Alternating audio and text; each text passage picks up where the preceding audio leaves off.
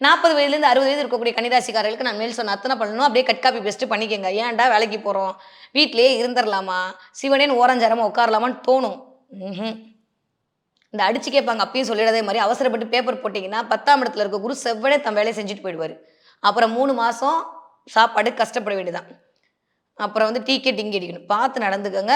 அவசரப்படாதீங்க. நிதானமா, பிரதானமா எடுத்துக்கொள்ளுங்கள். ஏன்னா ஸ்பீடு, ஆங்சைட்டிலாம் வரக்கூடிய காலகட்டமா இருக்குன்னு நான் சொல்லியிருக்கேன்.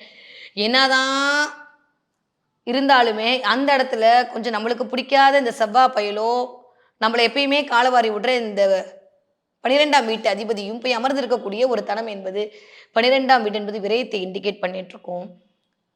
கொஞ்சம் வீட்ல இருக்கக்கூடிய பெரியவங்களுடைய ஹெல்த்துக்காக சில செலவுகள் நீங்கள் மேற்கொள்ள வேண்டியறலாம். ஏன்னா, அதெல்லாம் அந்த செவ்வாய், சூரியன் காம்பினேஷன் தான் வந்து ஆல்மோஸ்ட் மெடிக்கல கிரியேட் பண்ணும்.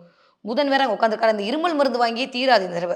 ஸோ, அதனால கன்னிராசிக்காரர்கள் கொஞ்சம் இருமல் மருந்து அதிகமா வாங்குறது, மெடிக்கல் ஷாப் பக்கமே போயிட்டு இருக்கிறது, டாக்டர் ஃபீஸ கம்மி பண்றேன்னு சொல்லிட்டு மெடிக்கல் ஷாப்புக்காரங்க டாக்டரோட அதிகமா காசு குடுக்குறதெல்லாம் நடக்கும். அதனால பெட்டரு டாக்டர பார்த்து மொய் எழுதிட்டு வந்துருங்க. தன்வந்திரிக்கு மொய் குடுத்தீங்கன்னாலாவது பரவால்ல. ஐயோ! எனக்கு குடுத்துட்டாளேன்னு சொல்லிட்டு கொஞ்சம் குறைச்சிருவாரு 3 நாள்ல.